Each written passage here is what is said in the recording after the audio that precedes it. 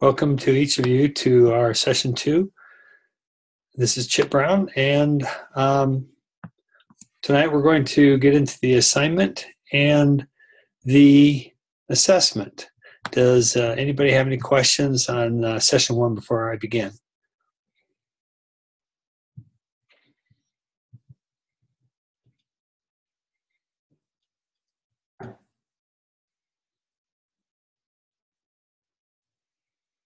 Okay. So our agenda tonight is we're going to go quick review and make sure we're all on the same page about discussion for tonight. And then we'll review the assignment. And second hour after our break, we'll take a look at the questions on the assessment and answer any questions on the assignment and assessment. During the first hour, we'll go through a sample of doing the assignment. Does everybody have a good idea of what they're going to do their animation on?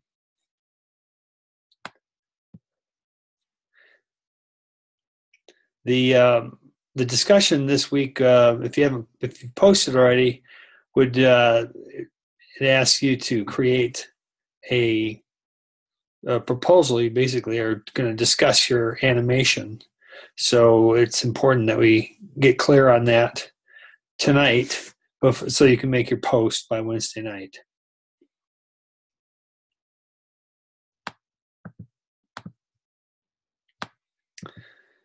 So on Monday night, I wasn't clear that the transformation had taken place with Adobe in renaming their Adobe Flash Professional. And so when I did the upgrade, sure enough, that's what was there. So it's amazing that Adobe has left so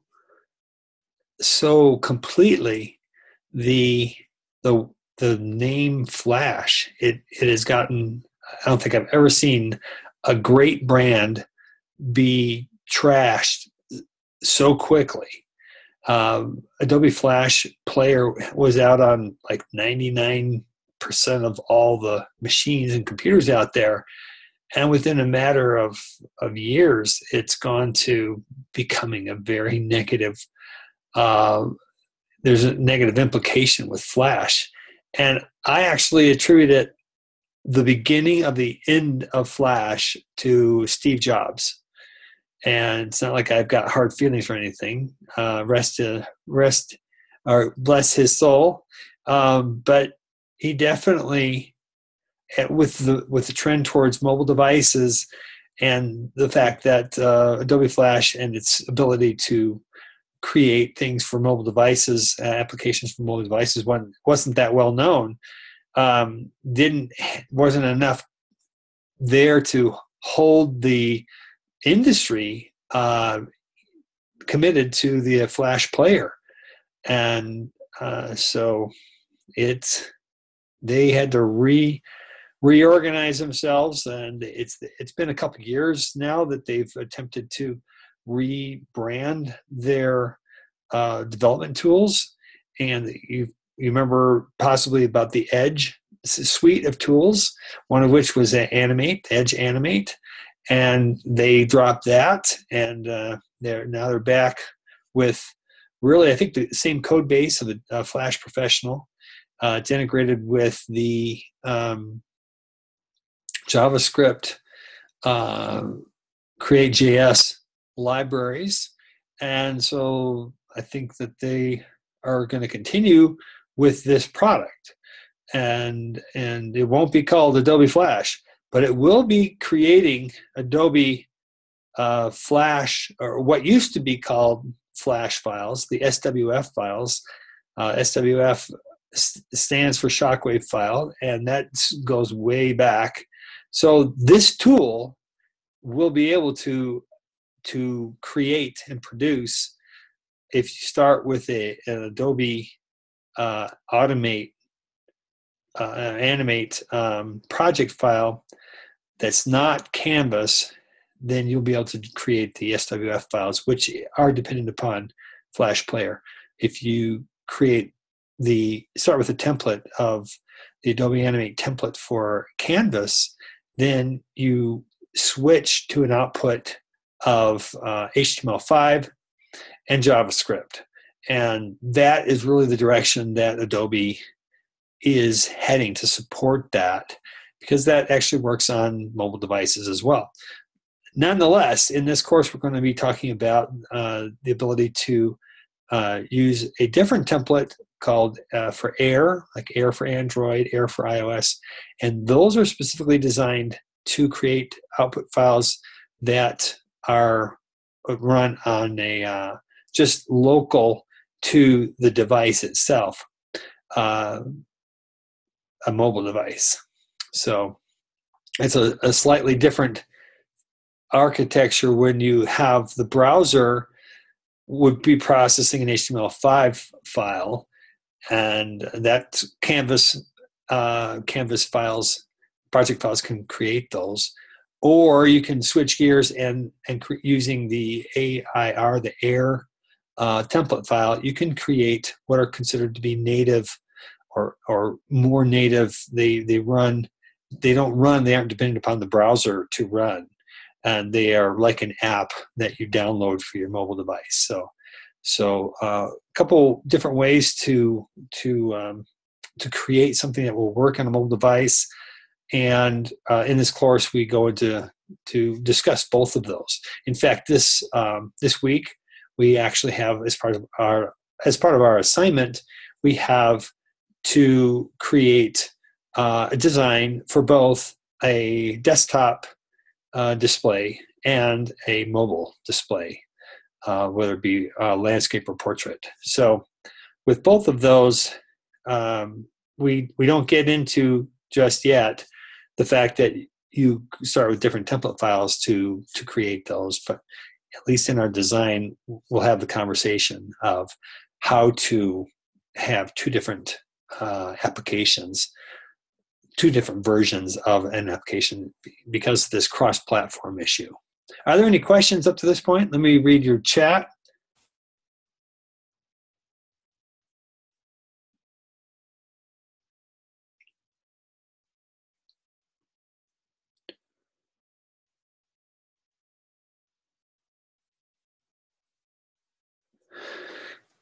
Yeah, HTML5 and JavaScript are a different file output. And it used to be the SWF, or it still is actually, even with this version of their software, you need Flash Player if you create an SWF. But you only can create an SWF if you start with an ActionScript 3.0 project file. So let me ask a couple questions. And everybody answer. If you don't know the answer, just put a question mark. I kind of want to get a little feel. In fact, let me finish the announcements. We'll jump to the next page. If you don't have Adobe Animate, just contact Jason Merrill. If you're in the web program, it would be James Major, and that would be james.major@independence.edu.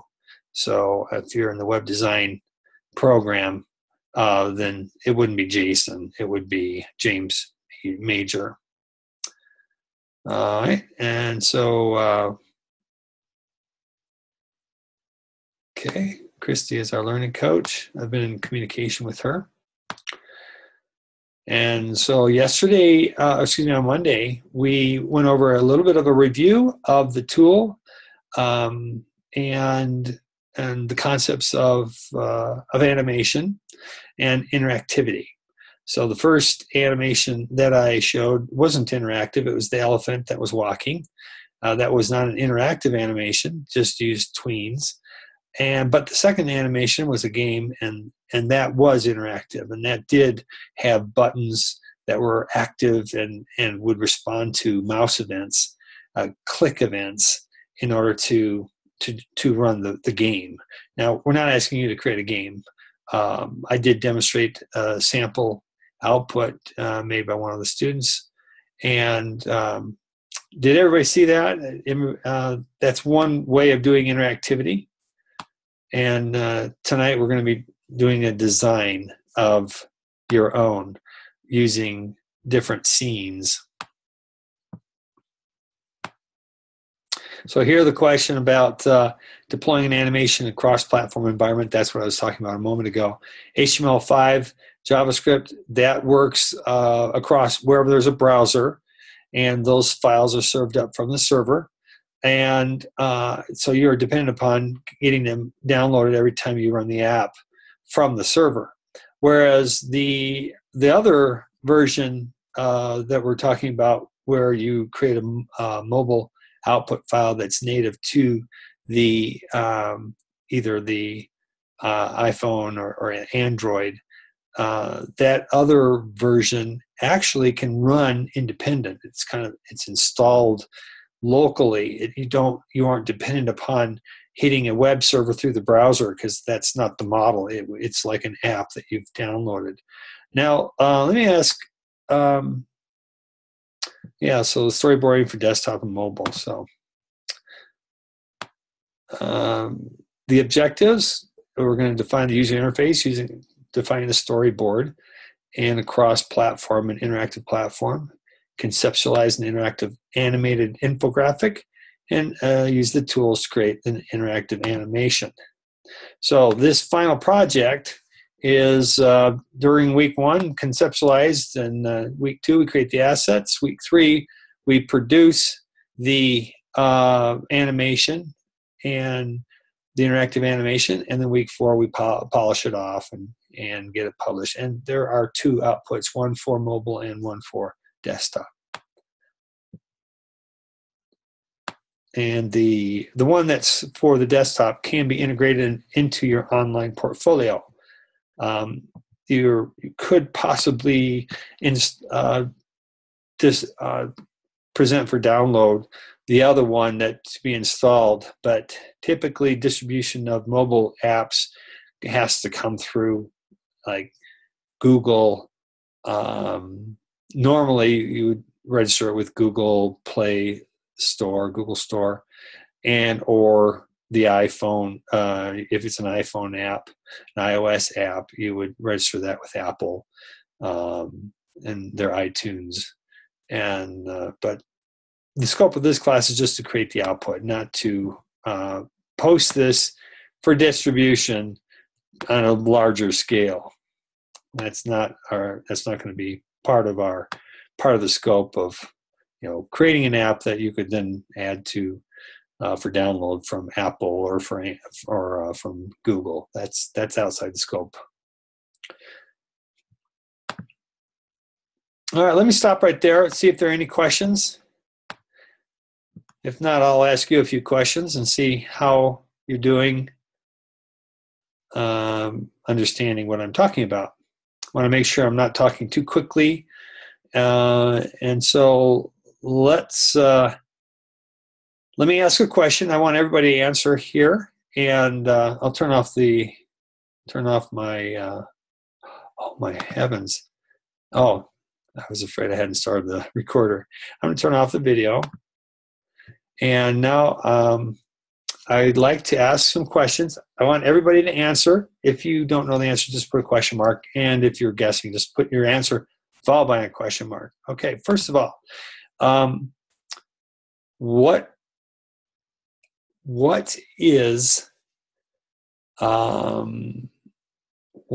does HTML stand for? Anyone know that? I haven't gone over that today, but I did on Monday. What does HTML stand for?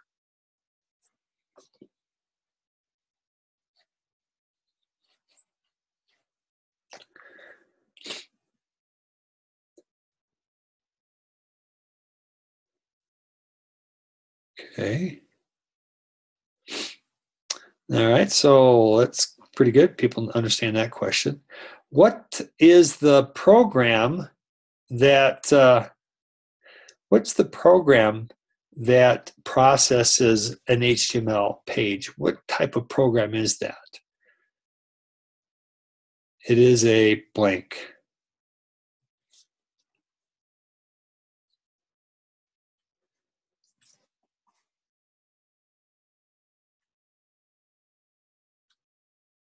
If you don't know, just put a question mark. Okay, great. Okay, what is the scripting language that works with HTML? works alongside HTML? What is the name of the scripting language that works alongside HTML? So far, everybody's gotten the answers correct.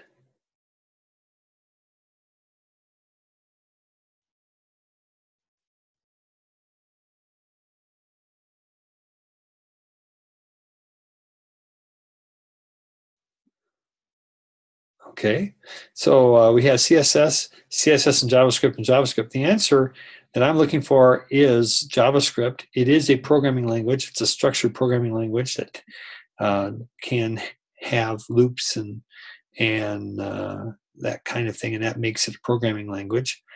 And then the CSS is cascading style sheets. That's not considered a scripting language, although it does work with HTML. In fact, you can do animations with CSS, CSS3 that is.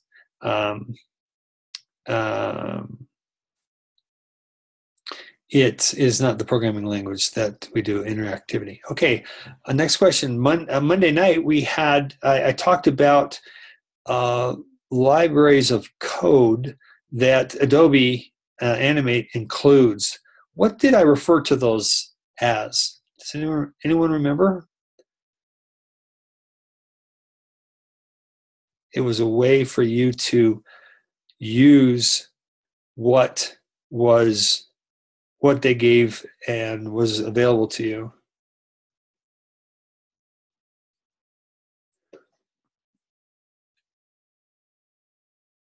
Okay.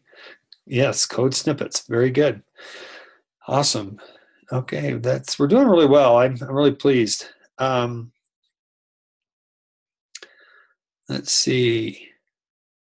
What is the name of the panel in your user interface with Adobe Animate where you can create layers and there are also frames? What's that called?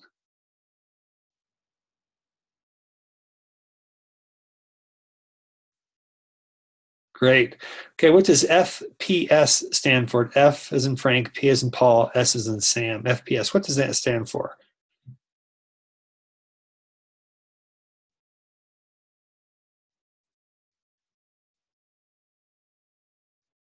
Good. Wow. You guys are doing awesome. Okay. All right. I briefly talked about this Monday night, and it is when you create a blank on your stage, that can have its own timeline.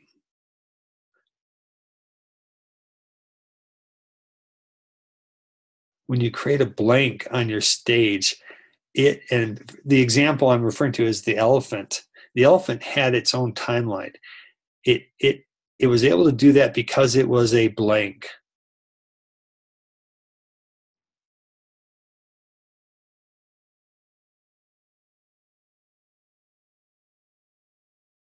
Okay, the answer is object. It's not a movie clip. Yeah, and a symbol. That's an object that's been created a symbol. Yeah, it's not yet a movie clip. It just depends. It can be a symbol that is a movie clip, but I was looking for a symbol and an object which has become a symbol. The value of an object becoming a symbol is because you can do all sorts of additional attributes for a symbol, and you can assign tweens to it. You can give it a name and then have it be independent in your animation. Awesome. Well, I think you guys are doing great. So let's talk about, does anyone have any questions about the discussion? Any questions on that? I think probably it's pretty straightforward. Okay, great. All right, now let's talk about the assignment. It's a storyboard. And we have a download file that you can download in the tools section. It's Adobe Illustrator file that you can edit, and there you can create both of your outputs using the Adobe Illustrator file. So let me see if I can share my screen.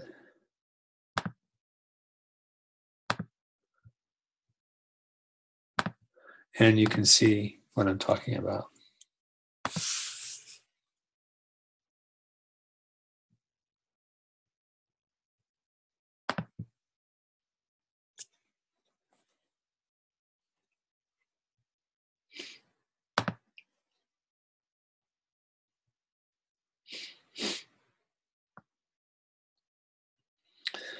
So that's their rubric, and the file is right there. There's a 16:9 aspect ratio template, so you can just download it.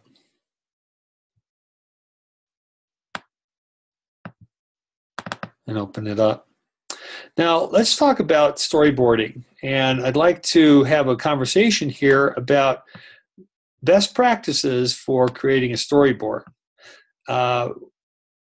You probably have watched the link to the description of the storyboard, but let's talk about the various ways that you can prepare for your storyboard. And first of all, we'll examine the elements of the storyboard, and then we'll talk about the specific preparation.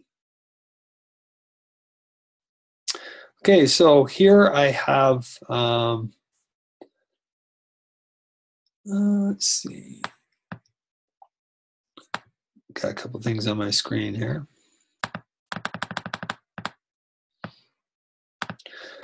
Okay, so this is 8 scenes. You can do the goal here. We didn't specify an exact length of your animation. I would say minimally 30 seconds and 30 seconds.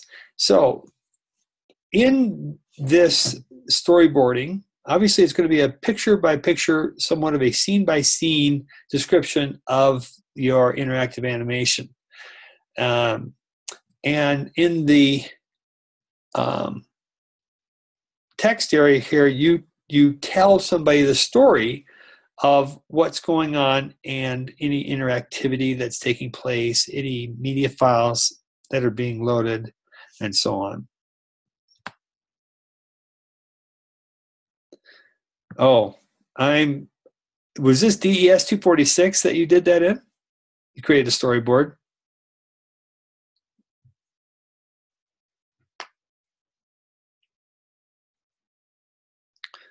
Oh, DES 360. Okay, awesome. Well, if you're that familiar with it, then we won't have to take a lot of time on it. The difference that's going to be between that class and this class is actually interactivity. So interactivity is described, and in the comments here. And so interactivity. So it can be the animation can be described as well as interactivity. The animation, obviously, in your DES 360 was what you described there. But now we're going to go one step further. No one has asked me whether or not they can reuse their DES 360 project, and personally, I don't see why not. I see if you want to add interactivity to your existing projects that you create in DES 360, I presume that would be acceptable. I'm kind of making an audible here, quarterback audible. So the one distinction is that this one has to be interactive.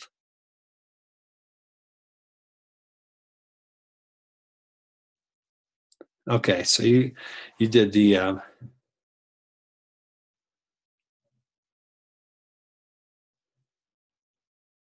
so you had to have a stop button and a replay button that would go back to frame 0. All right, great. So the scope of interaction, and you had to include sound. Okay, awesome. So, oh, it had to come to a stop. Okay. Did you say there was a button involved in that class? Oh, okay, a replay button. Okay. Okay, just replay. All right. So let's have a little conversation about the different types of interactivity that can take place, just so that you have them in mind.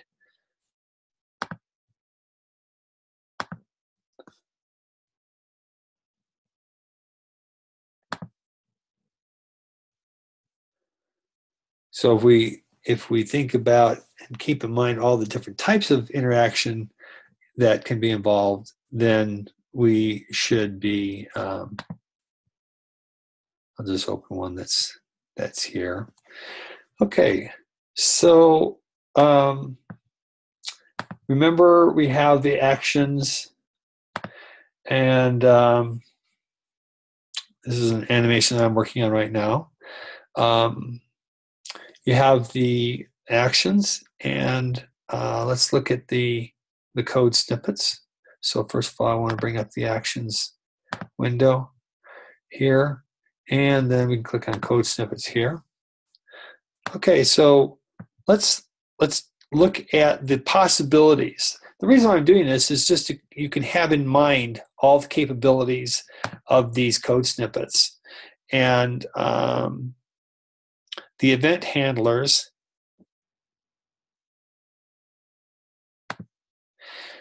so keep these in mind, because as you design your interactivity, you can include one or more of these. So the mouse click event, that one was used for by the way, I was going to ask you, did you create a Canvas-based project, or was yours a ActionScript based in that class? Do you remember? Canvas-based, okay. So we'll stay focused on this section here. So the mouse click, and that was probably what you had your replay button tied to. You probably had a button that you then named and then used the mouse click event. And based upon that, you then probably did a click to go to frame and stop type thing. I don't have any objects that I'm selected on, so maybe I should just create an object really quickly so we can see these code snippets. They don't pop up because in order to pre-populate these code snippets, they want to be tied to an existing object, because when they go ahead and fill out the form,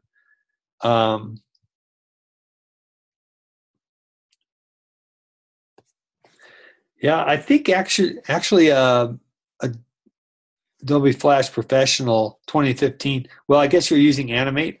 I taught a class where we couldn't publish, and because the thing that we would output, it was HTML5, and when we output it was a white page. And so I did some troubleshooting and looked at the scripting, and we ended up giving up. So on getting that published. So I'm hoping that this release of Adobe Animate is a little more stable than Adobe Flash Professional was 2015. So I'll go ahead and, oh, let's see. You're not seeing my screen. Okay, let's see here. I have to create another share here.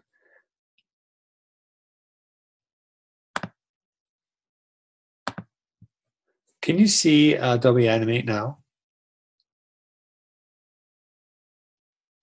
Okay, thanks.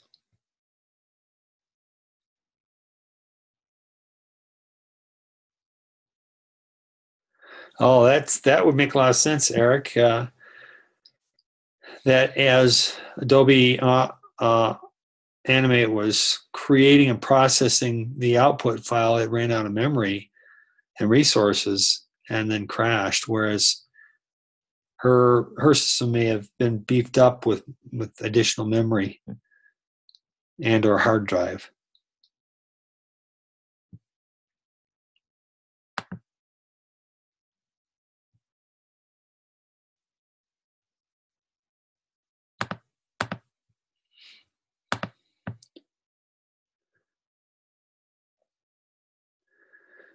Yeah, the type, when it goes to process that output, it's going to be generating HTML automatically as well as JavaScript files, and the variables on a large animation.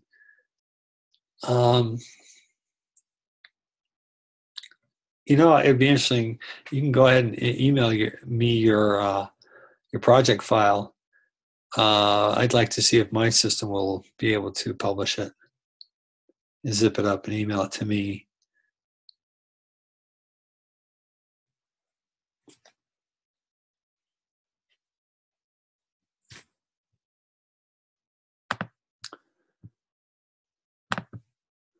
I'm going to create an object, and then I'm going to select it and I'm going to convert it to a symbol, and I'll just call it my symbol. And so now it's going to be a type movie clip. Now you can see that it's a movie clip because when it's selected, or a symbol, if it's selected, it has a blue frame around it, and it also has a reference point. This is the default reference point being in the origin.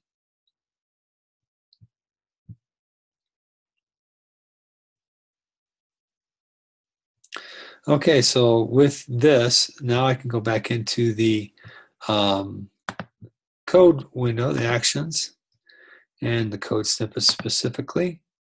And here where we are talking about event handlers and the mouse click event and I thought I selected that.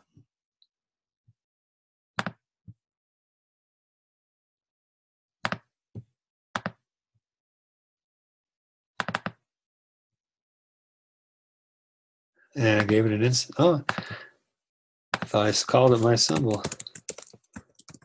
Huh.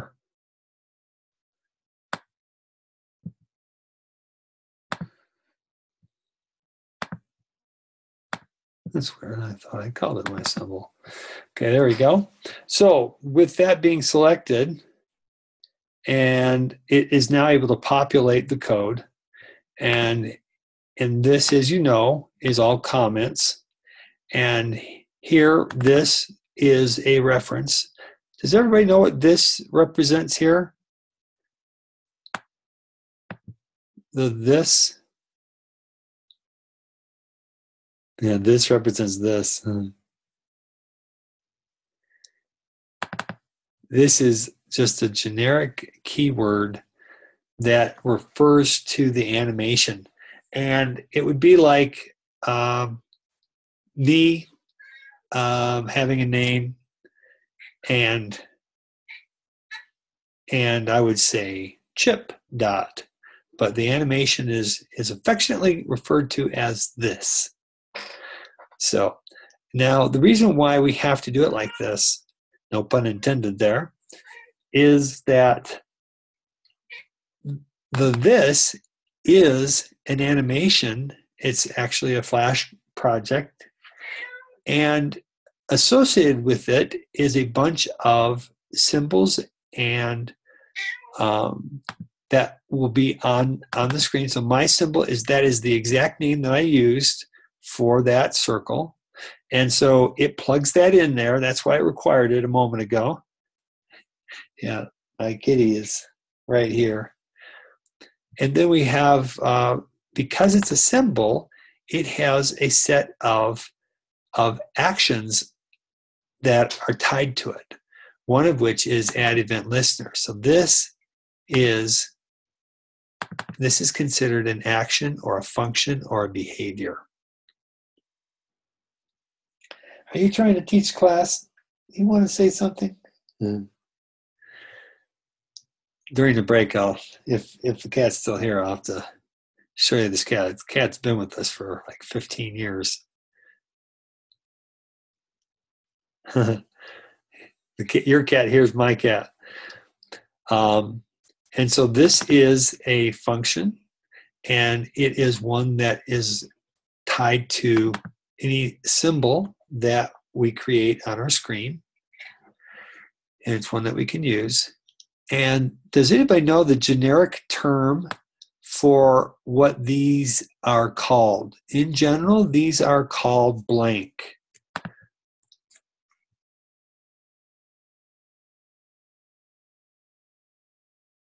Yeah, Eric, I actually have seen your animation. I don't remember. I think you posted it as a video, and I saw it, and it was for, I don't know why I've seen it, but I think I saw it on Facebook or on YouTube. You'd uploaded a link to it, and yeah, it was YouTube, and it had to do with a cat, and there's a mouse in front of it, and the cat was like playing with the mouse and talking, kind of selling himself on being adopted. Is that right? Yeah. Okay. Yeah, that was great. I loved how you moved the mouth. And whose voice was that you did on the voiceover? That was awesome.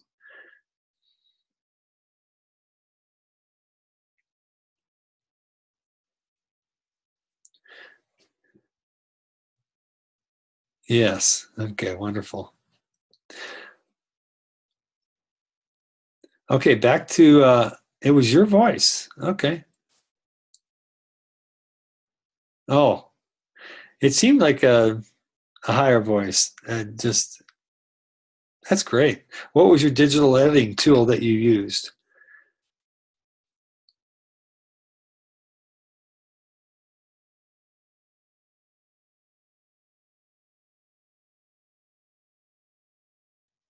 Hmm. Okay. Well, let's get back to our. Is that audition? Is that part of our tool? Oh, okay, great. I haven't yet used that program. I use a different program for doing audio files, Audacity, but I'll have to get into using Audition. Okay, so let's back to this question here. I've got selected on here some things, and I'm curious to know what are these things that I've got selected. In general, they are blank.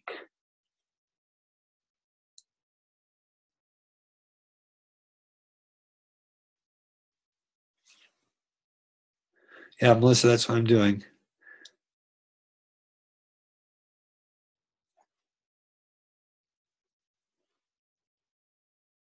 Not codes. These are called arguments. Arguments.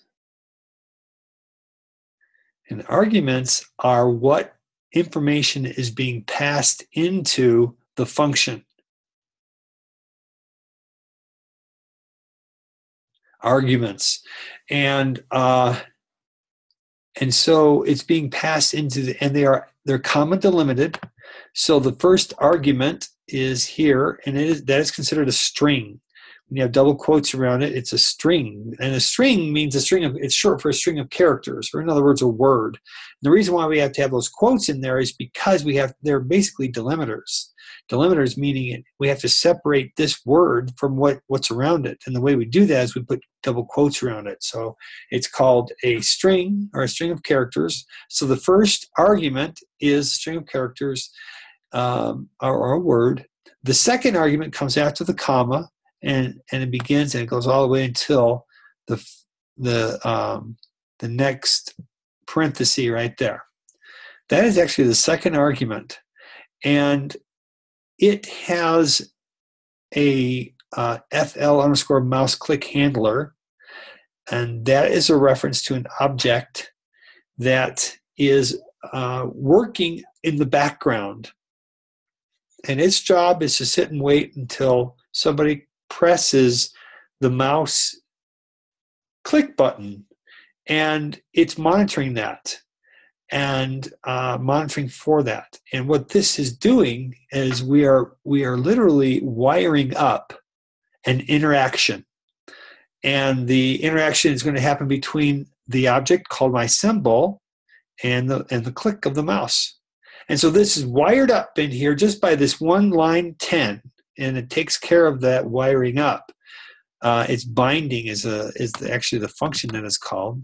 This is the object that is busy, and you don't have to create that. That's actually automatically sitting there for you. It's part of the part of what comes with the Adobe output.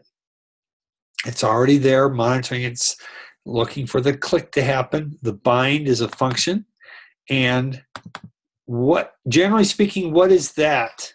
I just told you a minute ago. It's the same answer to the question, what are these? So what is that an example of?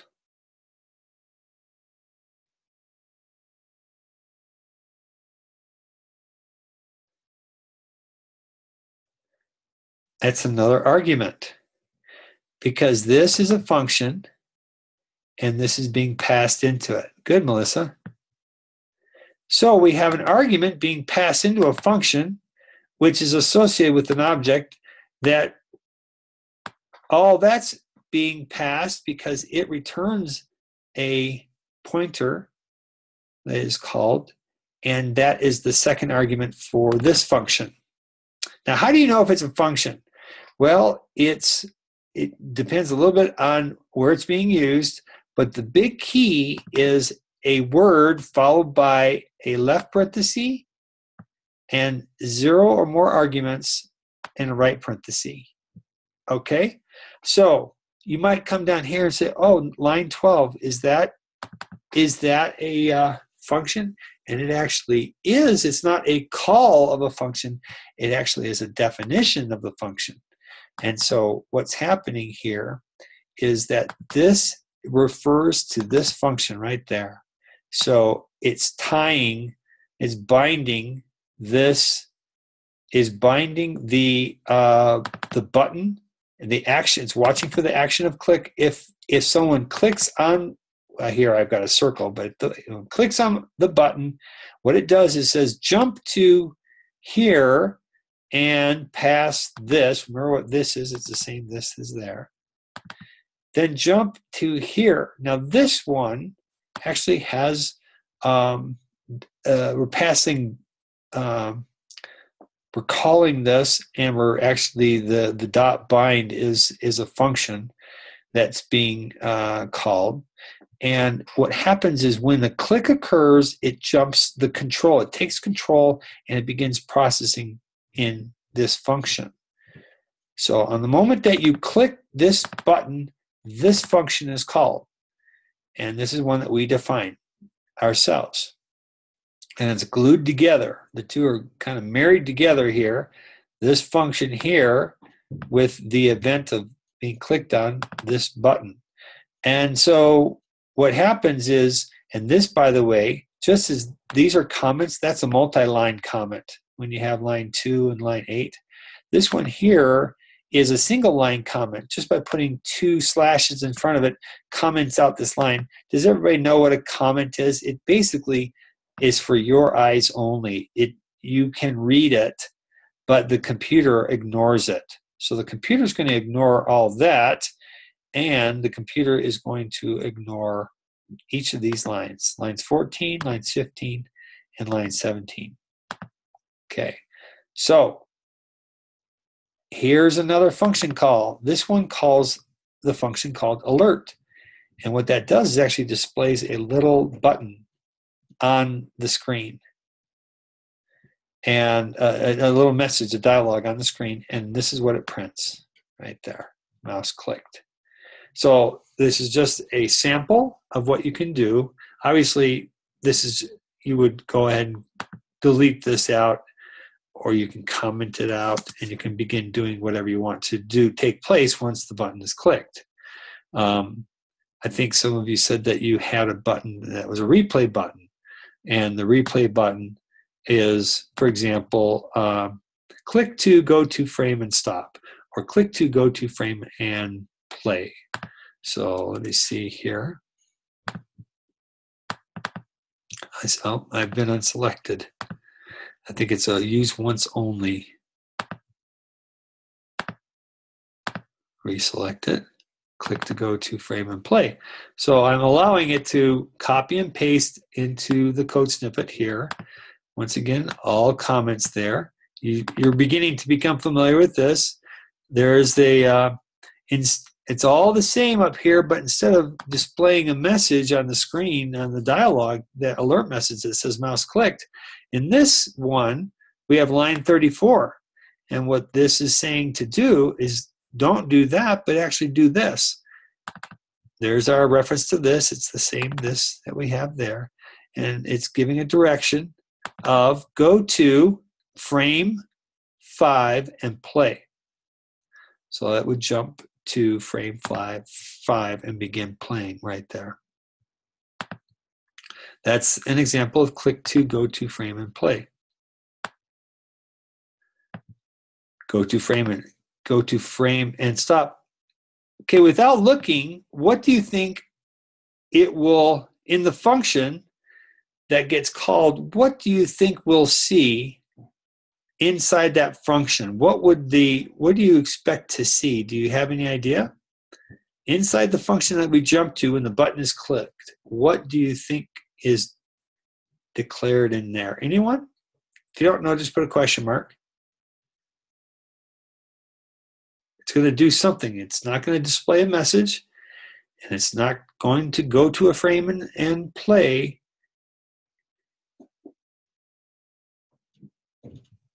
It is a go to frame, go to and stop. So it goes to that frame and then just stops.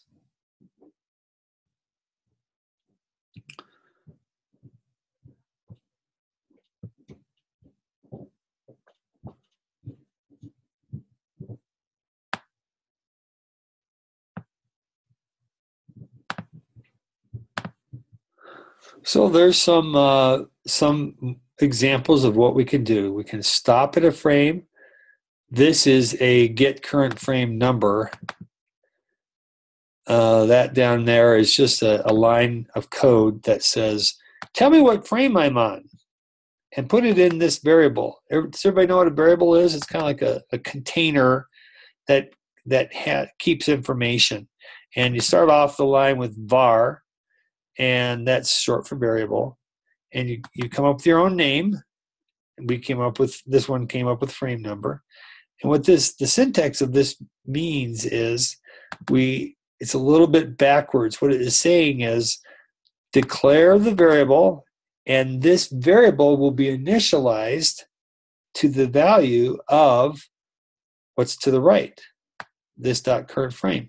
Remember how I told you that this represents our entire animation, and it'll reference within our animation is any symbol that we've created, but also one of the attributes or the properties of the animation is current frame. Now that's not something that we came up with and defined. That's built in. So the animation can, just by our saying this dot current frame, what it will do is it will produce a value depending on where we are in the frame, like in the timeline. So let's say we're on frame 13, and then so this would produce the number 13, and that 13 will then get stored in frame number. Okay, so keep this in mind when you're designing your animation, that you can dynamically determine what frame number you're on. And obviously, as the timeline goes along, it would be a different value as the timeline progressed. So that's get current frame number. That's not a function. That's just a line of code. Stop at this frame. This dot stop. These are functions, or they're functions or behaviors associated with an animation. You can stop, you can do a go to and stop, you can find out. There's a difference between a function, as you can see, it's got left and right parentheses. That means there's no arguments that you need to pass, but it is a function. And what that means is if you go to it, it'll do some things. Versus a property. Now this is a property, and it's different from a function because there are no left and right parentheses for the argument list. It's just the properties. Basically, it's a piece of information that the animation is going to be keeping track of at all times. So that's a property in general, and this is a function in general. So what's this? A property or a function?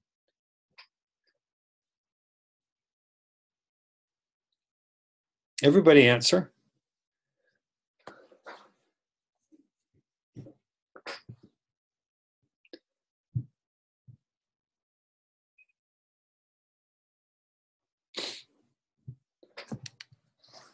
Is it a property or is it a function?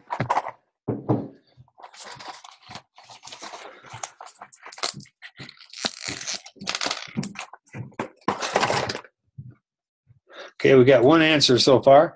Maybe everybody's stepped away from their computer, but I'd like everybody to answer.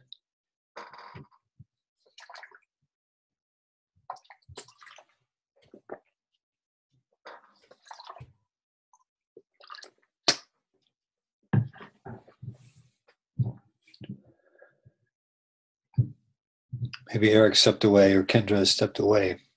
Oh, Eric, there we go. Maybe Kendra stepped away. Okay, you're all right. It's a function. Pretty easy. Next question. Are there any arguments to the function call in line 52? Yes or no? Are there any arguments in the function call on line 52? Okay. Okay, what is that argument? Awesome. Okay, good. Great. All right, I think that you guys are getting some of the coding down here.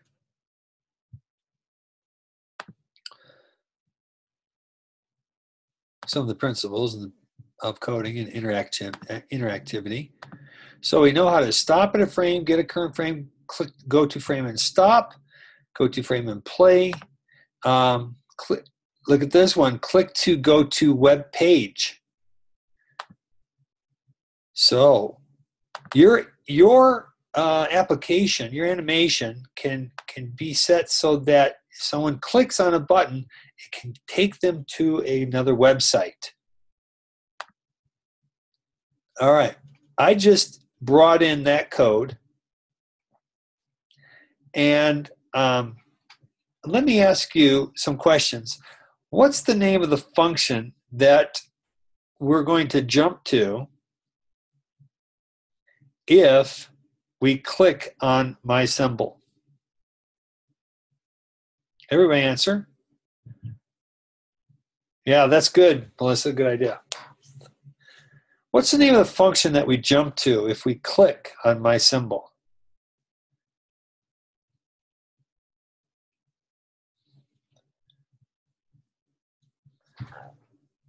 We're going to have a break here shortly.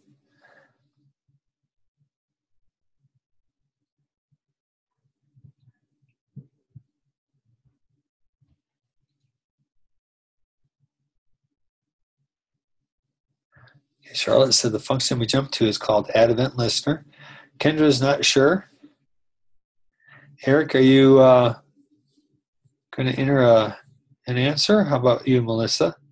Eric's not sure.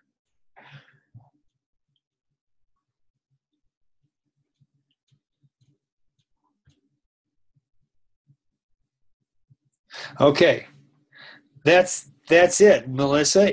The function that we're going to jump to, if my symbol is clicked, is fl_click to go to web page. That's the function that's going to be called in the event that somebody clicks on my symbol. And the way we connect that is we put the name of the function to jump to. And here's the definition of the function. Okay? So add event listener, Charlotte, it is a function, but it's tied to this, and it's really the glue. We're going to glue and connect, kind of like we're wiring it up. So this function is being used to wire up this function that we're going to work on with the click event of my symbol. Okay, next question. What happens when that function is called? What's the name of the function that's called? When we call that function, when we click on my symbol, it's going to jump to the function called fl_click to go to web page. First question, well, I was going to say, are there any arguments and to that function? I want you to be very good, Eric. That's correct. I want you to be a little bit careful on line 76. It does not, even though that's a function name, it is not a call at that time to that function, and there are no parameters that are being passed, and so that you don't see a left and right parenthesis after that function name on line 76. But you do in the definition on line 78. That definitely has the left and right parentheses to make it very clear that that's a function. And the keyword function in line 78 is a way to say that we are defining a function. It's kind of like declaring a variable, but it's not a piece of information like a property, but this is actually a set of instructions to do. Okay, so what's the name of the function that is called, or what happens next when we jump into that function? It opens a web page, and it goes to, and you can see there, http://www.adobe.com. So whatever web page you want to jump to, you put that in there. You know, if you want to go to some other URL, universal resource locator, you can just put that in there instead of www.adobe.com. Now, this is a little bit of a trick question. What do you think that does right there? Boy, if you get this, you'll have the star for the day. What do you think that second parameter is telling? This is a tough question. But in the case of us opening up a web page, do you have any idea what that second parameter is trying to do? Anyone?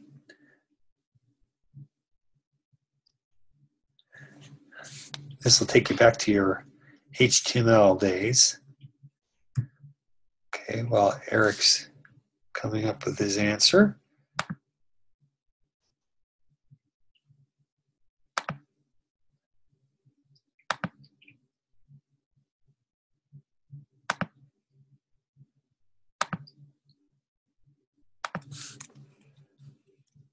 Oh, the question is, I'll come back to, let me see if I can,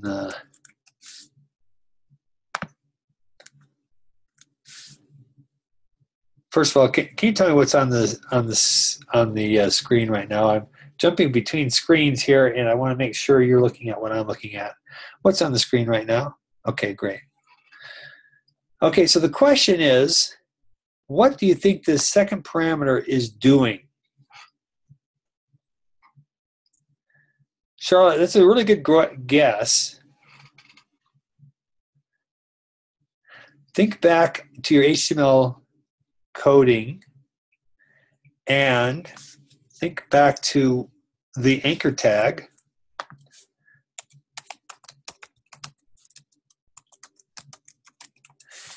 When you created an anchor tag, the A tag,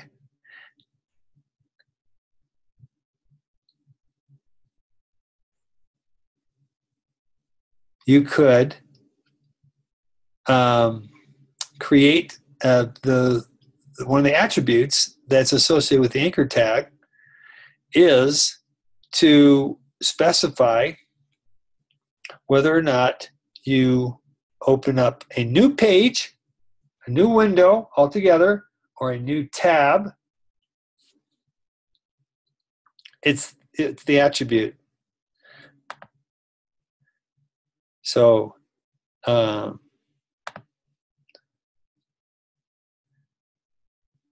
oops.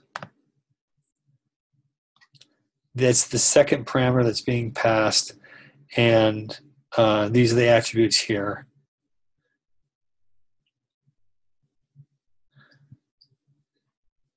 And right here is the one I'm talking about.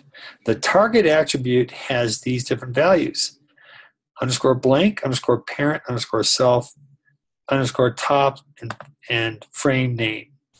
So here in HTML world, we specified a link. That's that first parameter for that one function we're looking at. And then the target attribute is this one that second parameter that we were talking about. And so when you click on this, you can see it opened up a new tab. And that's what underscore blank does. You can do underscore blank, underscore self, underscore parent, underscore top. So that second parameter can either be that value or this value or this value or that value. That's what the or means. I won't talk about frame name right now. So if it's underscore blank, and that's what we had in that one. What do you see on the screen right now? I want to make sure you see, does it say syntax and attribute values? Right now, syntax and attribute values, is that what you see? Okay, great. So that second parameter is the target. So if you do underscore self, it opens the linked document in the same frame. Underscore parent opens the linked document in the parent frame. And underscore top opens the linked document in the full body of the window. So those are the values that can be passed in here as the second parameter. We choose underscore blank. And so what happens is when we click on this button, it's going to open up a tab because we told it that's all we want. We just want a new tab. That's what the second parameter does. And it opens up a new tab, and it brings up the website that we specify here. So that's one of the things that you can do. It's time for our break. Boy, that last 10 minutes went by very quickly. So what I'm going to do is let's take a 10-minute break, and then I'll go ahead and I think I'll pause if I stop the recording, and then it'll create a different. All right, welcome back from our break. And let me share my screen. Okay, do you see the action window on the screen right now?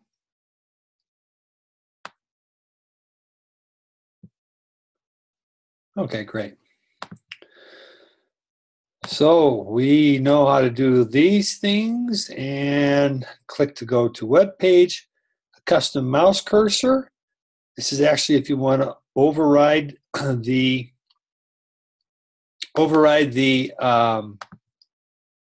default mouse that's being shown and put a different mouse on the screen. That's this one here. And so the stage refers to the stage itself.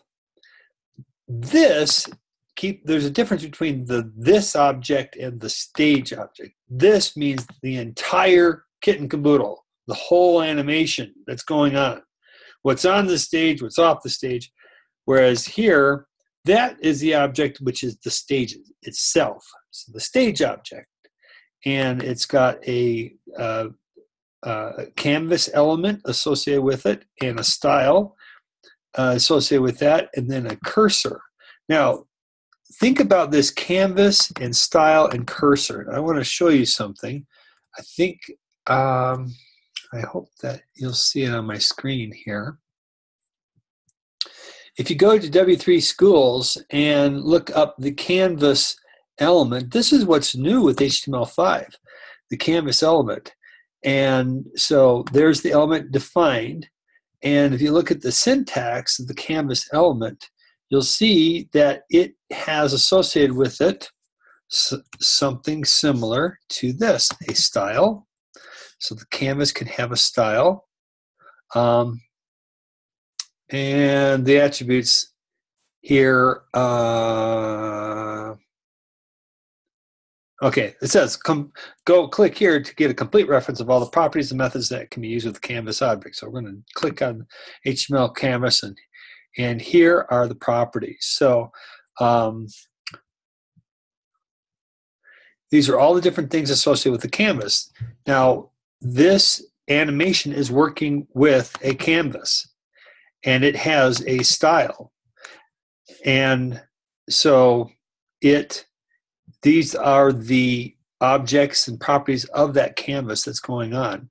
So this is HTML. There's the fill style, stroke style. These are all different things that can be specified for that particular canvas. All the way down, all of these, all of those. If it doesn't have parentheses, that means it's a property.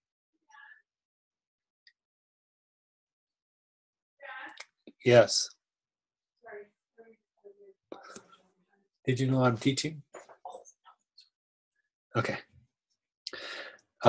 If it doesn't have the parentheses, it's a property, see? But if it does, it's a method. Another word for method is function. So these are all the different things that a canvas can do. This was all new to HTML5. This is how HTML5 is able to do what Adobe Flash SWF files have done. They created all this capability and all this information and these methods and all this capability and assigned it to the canvas element. And that's how they're able to pull it off now, that they can do all these different things that used to be only be able to be done in Adobe Flash. So style, that's the element. Now this is not HTML that we're looking at, but I'm just wanting you to be aware of the objects that we're dealing with, and keep in mind that as the browser processes your JavaScript, it has a browser has its own awareness of its web page, and its awareness, one of the things that it has in its awareness is a canvas tag and canvas element. That's because it's going to be output there. And because the browser is aware of this thing called the canvas, and canvas, that's actually it's kind of like a painting board. You know, you have a canvas, you paint on a canvas. It's the same concept here. That's the word they use in HTML. And so the browser is aware of this called canvas, and it knows that canvas has a style, and a style actually has a cursor. A cursor is like this thing that's moving around.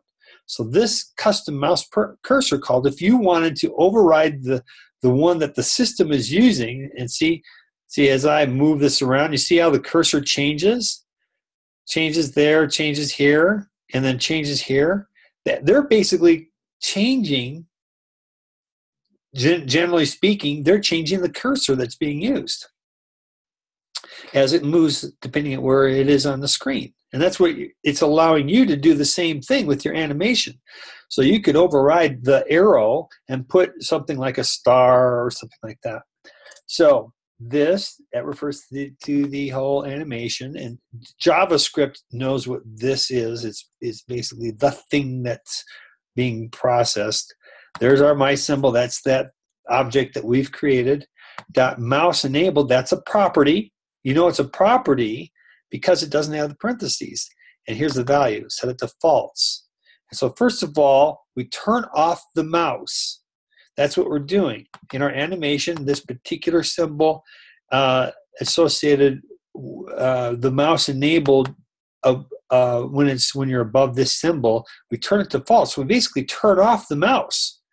And then here we add an event listener, and this is a tick. A tick is like a slight movement of the, a tick is like a movement of your mouse pointer. And here's the function we jump down to this one here. And what it's saying is, okay, so what we're going to do is take the x coordinate of my symbol and we're going to assign it the value of the mouse x coordinate on the stage. So the stage has its own mouse x property.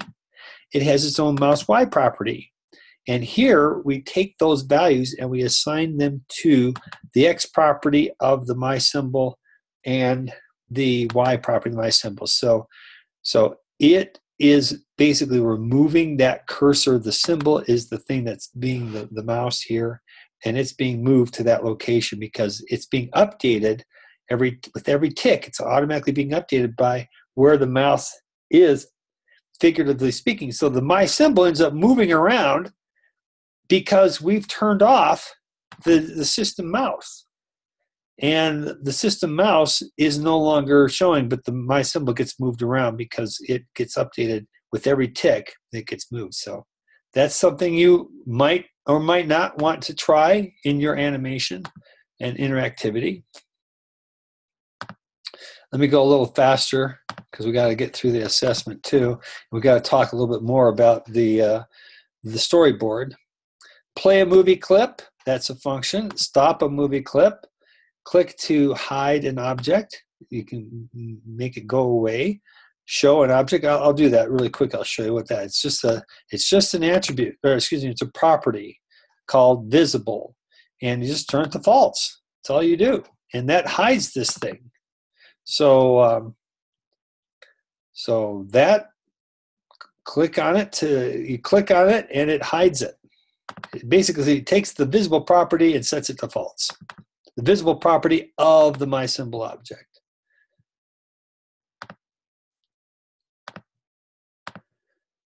Show an object is the exact opposite. Instead of visible equals false, it's now visible equals true. So you can do hiding an object or making it appear. Click to position an object. You probably will know it's going to look a lot like that mouse movement one. Here we say X value of your thing, set it to 200. So remember 0, 0 is up here, and this is the Y, and this is the X over here. And so if I have, let's say, a large, 1500 pixels here and 750 pixels here, then depending on this 200, so 200 would come across 200 pixels, and then the 100, it would come down 100 pixels, and put our object right there. And remember, depending on, it's a symbol, and so the point of reference or the point of origin, remember it has a potential of 9 different places that you can, this one's on the center here, that's our point of origin, but you can change that to be an upper left corner, middle, right. There's actually 9 different things. So, but by default, it'll take the center and put the center of it right at that location. So 0, 0 is up here, and this would be 1500, 0 here. This would be 1500, 750 down here, and this would be 0, 750 down here. So you can move it relative to the upper left-hand corner. Okay, so click to display a text field is another one.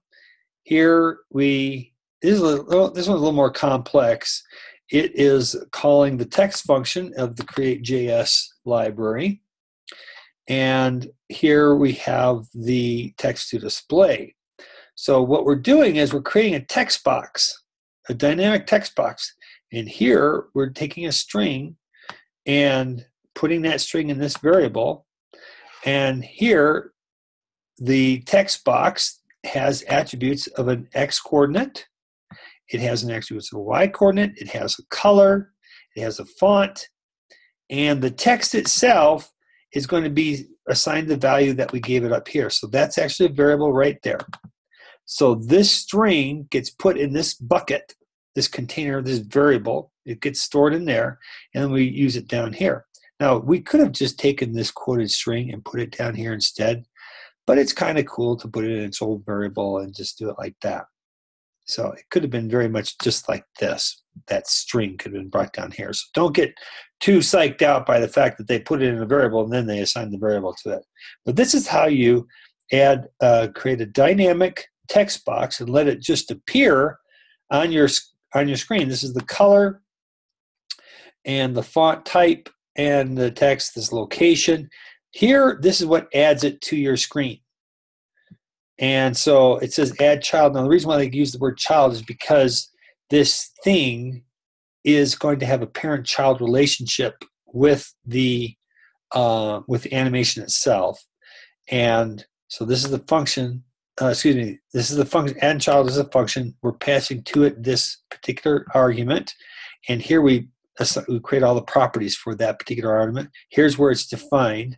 This new means, hey, create.js, I want you to create me a text box and just give me a pointer to it. And that's what this does. So this is a pointer to it. Because it is a text box, it'll have all these properties that we then assign values to. And then once we're done doing that, we then say, okay, just now add this. It's kind of like calling forth something to show up on the stage. By doing this add child, we're saying, okay, we prepared you in the back room. We told you where you're going to go, your x coordinate. We told you where the y coordinate you're going to go, or your color, the font you're going to use, and the text. Now, voila, appear. And that's this line right here makes it appear on the stage. And that's how you can create a dynamic text box. Okay, you might want that in your animation.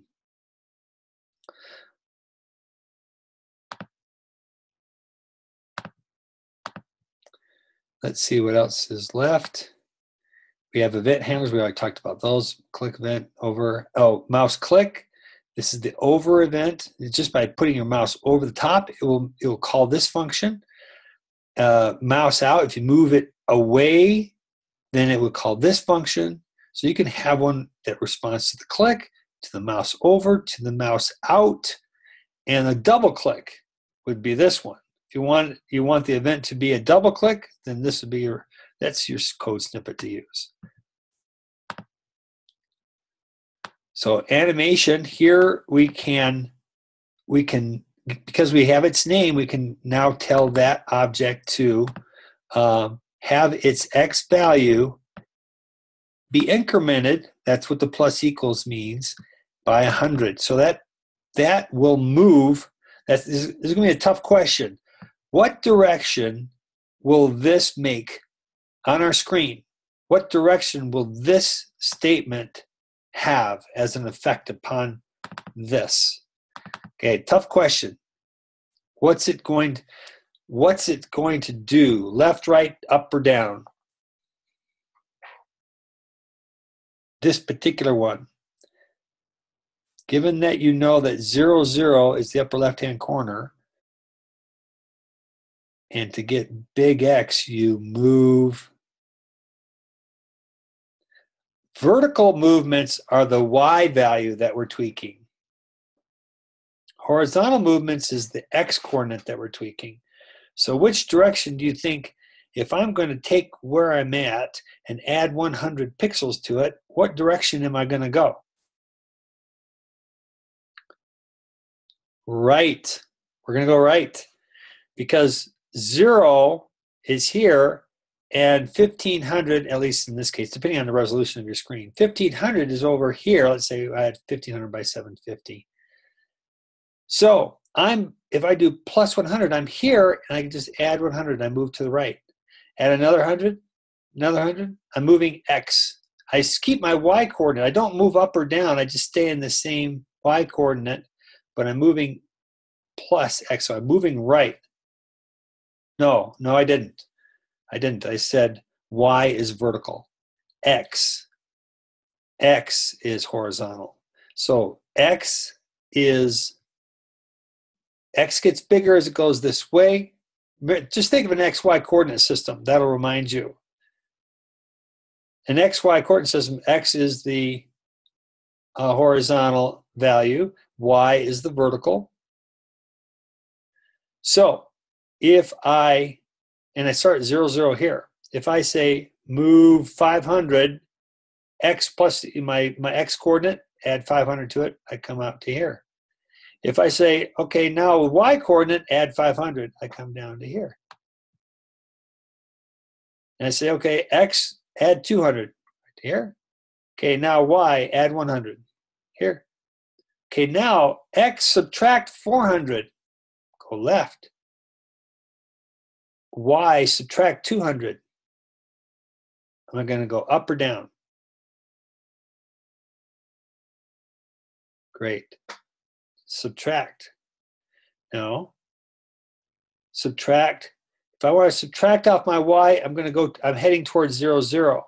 So if I'm at like 600 here and I subtract 200, I'm going to go up. Yeah, 0, 0 is up here. So if I subtract on y, I'm going to go up. If I subtract on x, I'm going to go left. Add on x, I'm going to go right. Add on y, I'm going to go down. Because down here is where you have it all, 1500 by 700. So that's how movements happen. We change the x, we change the y. This plus equals means add to what you already have. If we just did equals, it would just put it right here at 100. But plus equals says take what you got and add 100 more.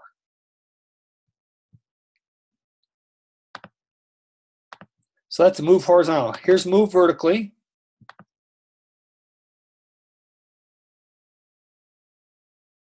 Yeah. Yeah, no, it's kind of like this is like the upper right coordinate, but it's been flipped. So if you have an XY coordinate system, you have negative values y, you have negative values x, but this is only the 1/4 of an XY coordinate system, and it's actually the upper right, but then it's flipped because going down is bigger y. Going right is bigger x. So it's just it's really important that you get that down, because with animations and movement, you really want to be really clear that 0, 0 is up here and your big numbers are down here. So you have to really be clear on that so that your orientation is right. Yeah, that's a good idea, Charlotte. Think of your ruler as an illustrator. Okay, so we got adding, go bigger x, goes right, go bigger y, go down. Subtract, go up on the y, subtract, go left on the x. Okay, so let's look at our next one here. Rotate once. This is going to be an interesting one. This is just a single rotation. Now, let me ask you this. Is this a function or a property? Everybody answer. If you don't know, just put a question mark. Is this a type of function or is it a property of my symbol?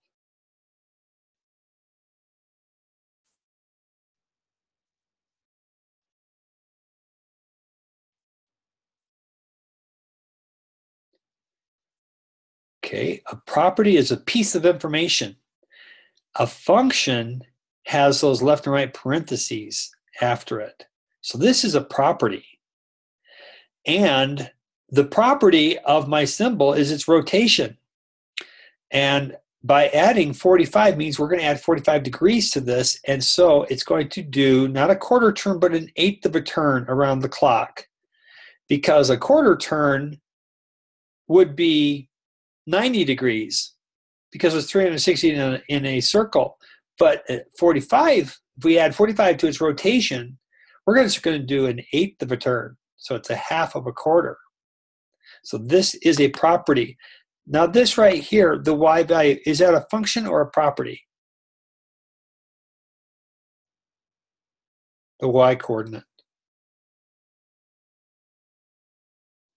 Great. It's a property. Very good. Same as the x here. Same as the font. That's a property, property, property, and these are values being assigned to it.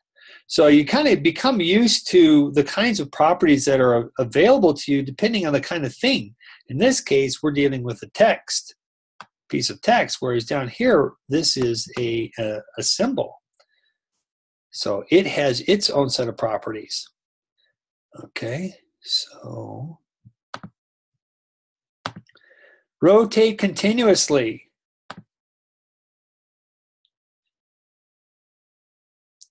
Plus equals 10. So every time that that a tick occurs, oh, you know what? I was saying a tick was a movement, but a tick is actually a timer. I forgot. The tick that's taking place is a timer. It's kind of like a second hand of your tick on the clock.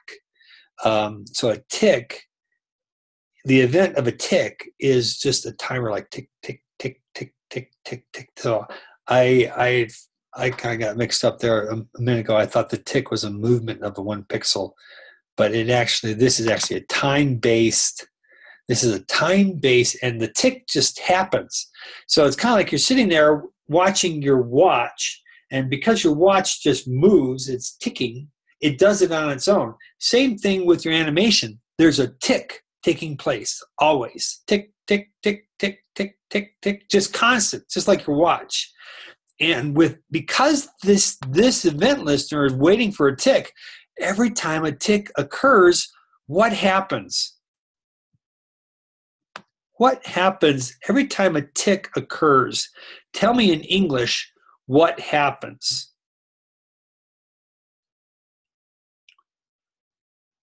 Every time a tick occurs, this function is called, and when this function is called, how much does it rotate?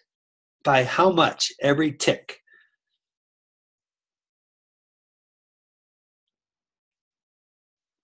Okay, remember this is 45 degrees. So how many degrees every tick? That's right, Melissa. In this example, we're just going to move 45 and we're going to be done. It's going to be one movement. This one here is a continuous.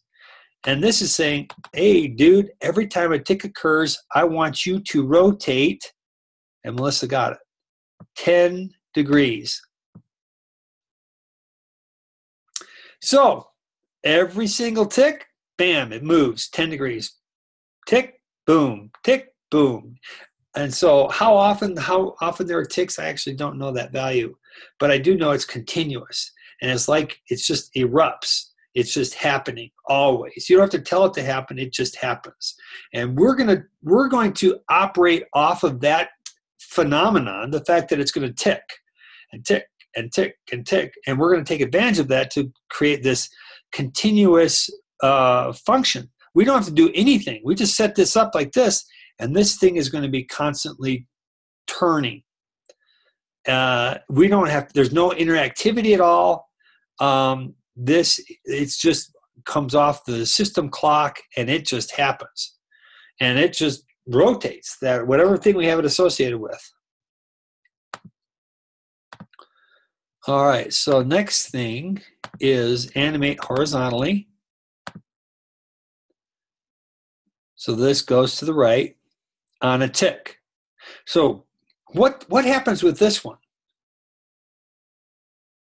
In English, what do you think are things going to do?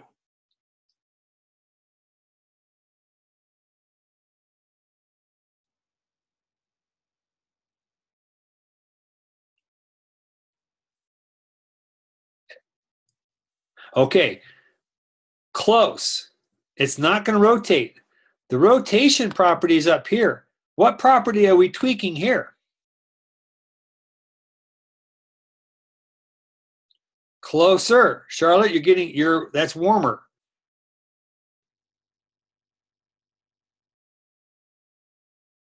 You just have the wrong unit. You said 10 degrees. Degrees happens to be with the rotation unit, but down here, you're getting close, Charlotte. So every tick, what's going to happen to our thing? Good. It's going to move 10 pixels. In what direction? That's right. It's going to move right. Very good. So it eventually will move off our screen, off the stage, because it's going in one direction. It's going right, period. This thing is heading right. Does the y coordinate change during this call? Does the y coordinate change during this call?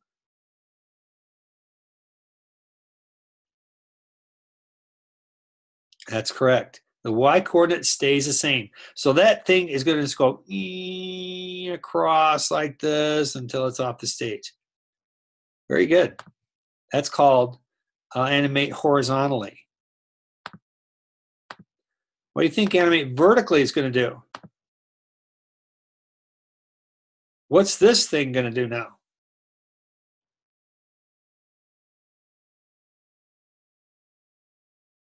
That's right. Every tick. Now let's say, very good. Move down 10 pixels, every tick. Now let's say we have both of them going. Remember, these are standalone. They just do their thing. We don't have to touch them. If both of them are going, what movement do you expect my symbol to do?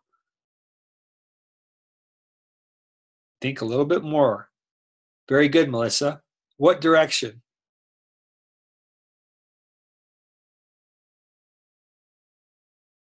Good. In towards what corner? Very good, Melissa. That's right. It's going to go down towards the lower right.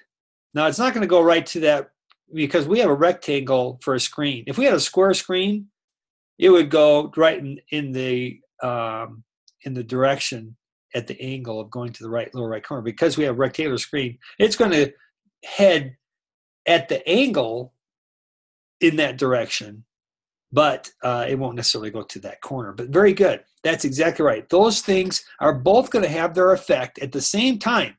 So we're going to tweak it because they're standalone. They're both going to be moving, and they're both going to be having their effect simultaneously. And so each tick goes to lower right, lower right, lower right, lower right, lower right until it's off the screen. Very, very, very, very good. All right, we got fade in a movie clip. This is, see, look at that. We're going to use a tick here. Now we start off with the alpha. This is the sound of our, of our symbol. We start at 0, and now we increment it by just 0.01, and that's on a scale that's really a percent. So it's like 1%, and every time tick occurs, it's going to increment. This is a global variable, and so the alpha is going to change each time. So the first time a tick happens, it's going to be at the sound will be at the alpha 0.01. Next time it's going to be 0.02 because we're adding 0.01 each time. Every time a tick, so it's going to, just louder and louder. I was changing the pitch too, but I meant to just do the volume. This is just going to just get louder with every tick. Now once it hits 100% full thing, it's going to fall into this loop here because by the time we hit this 100 times, after 100 ticks, it's going to be equal to 1. And then when it's equal to 1, it's going to fall into here, and it's going to say, stop doing this. So it's basically going to say, turn this off. Okay, so this one is turn it on and start going away. But this one says remove it. So we're going to wire it up here to the tick. So it's going to do its thing automatically. But the moment that it is done it 100 times, this value here will then be equal to 1 because 100 times 0.01 is 1. And when it's 1, that means it's full volume, 100%. It's going to fall into here. And now instead of adding event listener, we're going to say disconnect it. It's literally like you're unplugging it. This like plugs it in, and this unplugs it. So it unplugs it so that you can then, it just basically stops, it just stops doing the gradual increase of volume. It doesn't turn it off. It just says stop getting louder. That's all it does. So it turns off the thing that's monitoring the tick. We're saying, okay, turn off your event lister, but keep it at 100%. So my symbol will still be at 100% because we didn't say set it to 0. That only happens this one time in the definition, because once it's defined, then it will be calling this continually. So that's how you turn it up using the tick. And then fading out, you can probably guess what fading out does. It'll just do a minus on the loop. See, we're just going to subtract. We're going to start off at 1, which represents as 100%.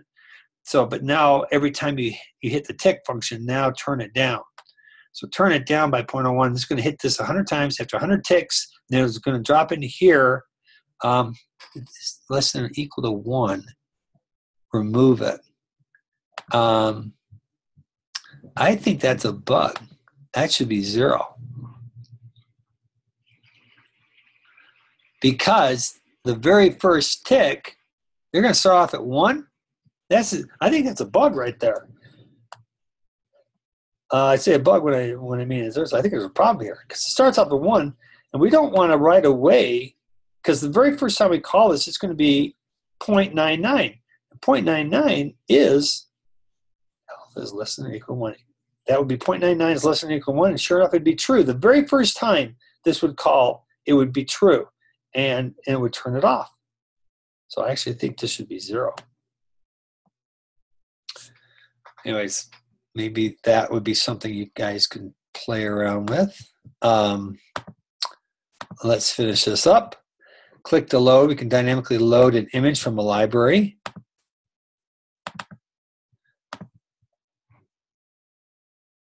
Remember, when we do a new, basically we're kind of like creating an image. This is the function call. This is coming out of our library, and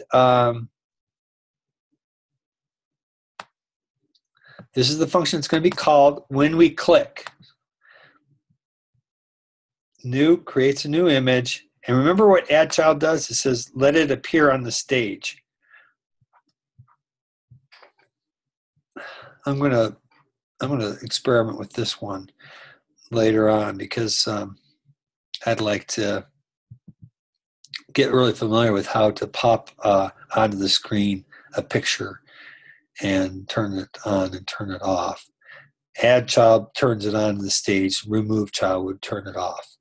That'd be something that I personally could learn to do better. And add child. Add instance from library to the stage. So this here is where you're going after not an image that's in your library, but actually a symbol. So we can dynamically add a symbol onto the stage. That's what this is doing. Pulling it out of our library and then adding it as a child onto the stage. I'm going to work on both of those because I think that they'll work well with the animation that I'm working on.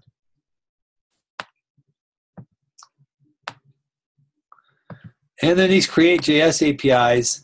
On Monday night, I mentioned that Adobe contacted Grant Skinner and his company and said, hey, we really need to use your open source JavaScript. Do you mind if we license that? And he said, you bet, I guess. So now Create.js is the full name of the full library of JavaScript functions.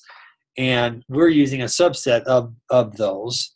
I think on Monday night I actually went to their website and showed you some of the main modules of the Create.js library. It's a bunch of code, and we're taking advantage of just a subset of them with this. By the way, you can add to, you don't need to be limited to this set here, because I've just gone through the code snippets that are already here. But if you go to the Create.js website, you'll see createjs.com. This is the, you'll see if you click on the documentation here's for tweening, this is for sound, preloading. If you click on the documentation, and this here gives you the full set of functions and properties that you could use. You aren't limited to just using this that Adobe has made available to you. You literally can copy these functions, and you can act as though you are your own code snippet tool. And I'm not asking you to do this. I'm just letting you know this can be done. So you're not limited to these code snippets. These are there and available, and they're organized and they're easy to use. But you don't need to feel limited, because you can take your own custom coding and add it to I think you saw that game that we saw Monday night. There's a lot of custom coding in there. And I didn't pay attention to know whether or not they're using more of the create.js function calls, but they could. That's available to them. Anyways, line 2, that's draw a line to a certain location. So you have a variable of the stroke color, and then a variable of the shape, and there's a new function means create this in memory, and these are the function calls, all of those, and move to line 2 in stroke. These are all the directives that end up being passed for this shape to occur. And here, this line here, line 321, this says make it appear, because it's invisible until you do this. You're kind of building it in the back room off stage, but by doing this, you add that thing, that shape, to the stage, and it appears. So all these different functions are being passed in to this to create that shape. These are the arguments that you pass in. So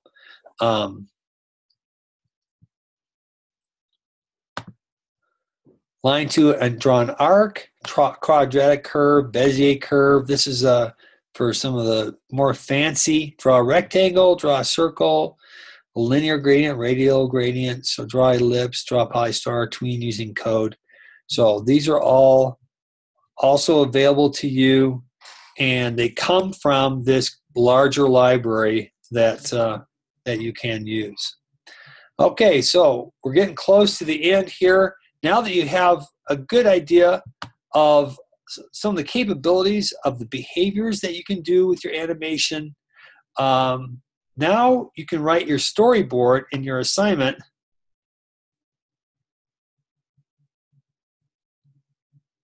Okay, Eric has just asked a question. Why would you want to make an object move with this code when you can make it move in animations? So he's basically saying, hey, I'm going to let Adobe do the moving for me. I'm going to do it. So here's the thing, Eric. When you do your animations, it's basically hard-coded, which means I will go from here to here. I will move this thing. I will expand my shape from here to here. So that's all hard-coded. And so when you watch an animation, you'll watch it that's being done with tweens. You'll watch it, and it'll do the same thing over and over and over and over again, because it's tweened. And we've given Adobe, we've literally hard-coded all the beginning places, the beginning sizes, and so on. So the answer to your question is, it's going to be the same animation every time with a tween. If you just rely upon tweens, it's going to be the same animation every time. But with this, you can change the animation dynamically. So in other words, it doesn't have to do the same movements every time. It's kind of like if you were to create the Pong game, P-O-N-G, Pong. Have you ever seen the Pong game before? How the ball kind of goes against the wall? You could sit and watch an animated tweened Pong game, but it'd be the same exact game every time. Why? Because somebody created the movement with tweens. But you'd run it, and it would be the same thing. Same game every time. But if you used these functions, you could create a game that would change dynamically the movement of the Pong ball. And so let's say I wanted to create a Pong game. And if I click the down arrow, I want the ball of the paddle to go down, and depending on the angle that the ball, if I hit the ball, that angle would go off in a different direction. And the reason why I could do that is because it's not a tween. It's because you've dynamically set it so that it will dynamically move in a different direction. Does that answer your question?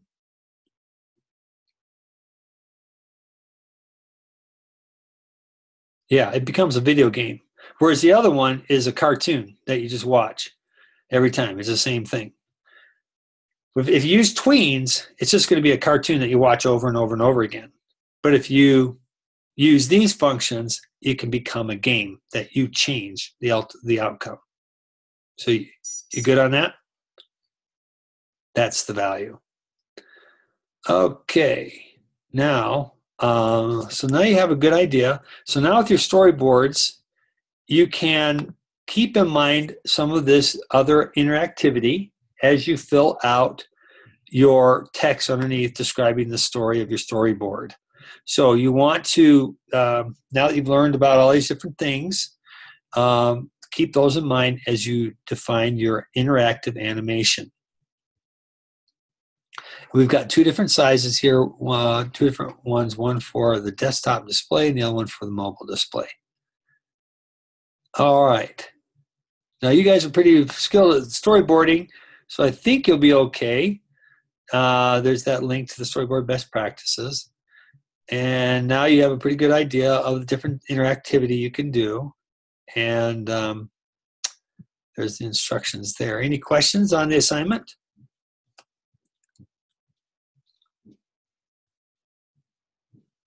Okay, so Eric is asking the question we're doing, what does it have to be about? The idea of an infographic and a personal portfolio. So what we're trying to have you do is create something about yourself or about and show off your skills. So as far as content goes, it can be either something that really shows off your skills of interactivity. The word infographic can be loosely interpreted, meaning informational in nature. Some students have used the application of their own skill set and their portfolio and made an animation out of that. It's very loosely interpreted here, Eric, and it should be informational, and it should represent your own skills. So one way you can do is you can create an animation that talks about your skills, whereas another might be create an animation that shows off your skills. Yeah, you could make a dynamic portfolio application, like a dynamic website that shows your portfolio based upon clicks and so on. That's one application.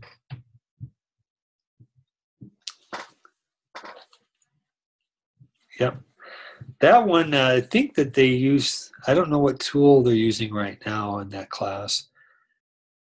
If you create a custom website, we've been using Dreamweaver, but I understand that we're phasing that out. So, all right. Let's see. Any more questions on the assignment?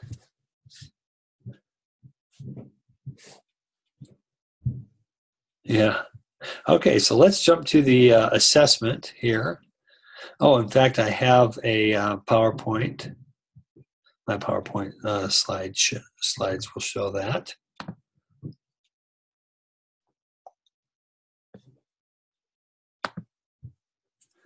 What do you see on the screen right now?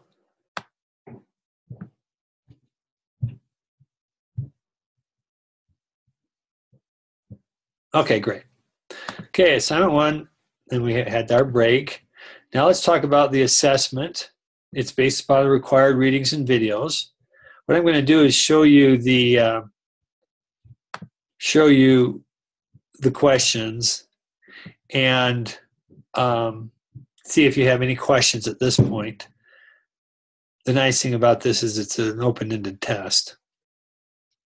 So you'll read and watch the required reading. In the video under What Does It Look Like, he discusses some great tips on quickly creating a storyboard even if you don't know how to draw very well. What is the tip that works best for his process? So just watch that and you'll be able to answer that question. Question number 1. Question number 2. Same video. In this article, he talks about how to storyboard. What are the 3 things he suggests to help convey the story?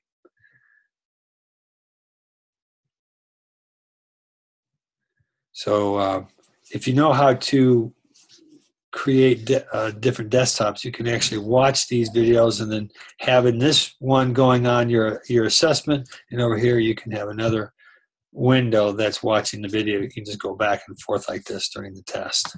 If you don't know how to do that, let me know and I'll help you. With all the great new features in Animate, formerly Adobe Flash Professional, one of the coolest things is being able to output to HTML5 canvas. That's what we talked about today. As we learned in the live session, abstract drawings cannot be created using CSS, but we can draw irregular shapes in Animate and animate them. So if we need to export the animation HTML5 canvas and CSS and not a Swift file, what does Animate create for these irregular animated bitmap shapes? Now, if you watch this, the new feature summary, you'll learn about this new what it does in the case you have irregular animated bitmap shapes. Watch that, and you'll see one of the things that's a new feature. Okay. Now, question number 4, what feature was removed from Animate 2014? Actually, that should be Flash 2014 CC and reintroduced in Flash 2015 CC. And that will be pretty straightforward too, because it talks about that. Question 5, in previous versions of Animate, the zoom lever determines how wide your brush painted. 2015 CC, it now includes the ability to have brush scaling and zoom level completely separate. You can, however, revert to the legacy way of handling brush scale and zoom level by deciding what checkbox. So it'll talk about that new feature. It's a pretty cool feature where you can, the proportion of your brush and versus the zoom level, they are relative to each other. I'll be done here in just a minute. Question 6, with animations being created more and more using HTML5 Canvas, Adobe has created a way to take existing documents requiring the Animate player, or the Flash player before, and convert them to HTML5 so they're viewable on any device. In this tutorial, they go over 2 ways to get your Swift animation converted to HTML5. What are the 2 ways? Now, keep in mind, it's not a direct conversion, and so they'll talk about ways for you to, if you have developed your animation in the ActionScript 3.0 based project file, and it shows you what you have to do to get that over to Canvas-based project file. Question 7, once a document has been converted from a Swift to HTML5, that's being done with the different project files. The ActionScript code is all commented out. Since HTML5 only supports JavaScript, you'll be required to rewrite the code equivalent actions in JavaScript in order to make the animation run as expected. So that's true or false. And you'll learn that. And question 8, with the HTML5 Canvas API, now they say API, that stands for Application Programming Interface. There are tools that are not supported in the HTML5 Canvas document that are available in an ActionScript 3 document. In other words, what features are affected when converting ActionScript 3 to HTML5 Canvas documents? Select all that apply. So some people think that you can do everything right now in HTML5 that you could do with Adobe Flash Swift files and ActionScript. The answer is no. There are certain things you can't do yet. So HTML5 isn't really where it needs to be just yet. And so this is going to talk about what the shortcomings are for HTML5 canvas documents. It's not there yet. That's why a lot of developers are still using ActionScript 3 and Swift files. Okay, so next week we'll meet Monday night at 7 p.m. and we'll go over, we're going to start working on the assets. So keep in mind the things that we're going to bring to the table of our animation, whether it be text or whether it be images or audio files. So those are the options. All right. That's it for tonight. I apologize for going a little over. I'll upload the video file, and later on tonight I got to process it. It's now in 2 pieces because I stopped the recording before the break. And if you have any questions, please feel free to stay behind. Thank you very much for coming, and you've been an awesome, awesome class. I am very, very, very, very encouraged and impressed with your understanding of what we talked about tonight. All right. Thank you very much, Eric. Thank you, Melissa. Good night. Good night, Charlotte.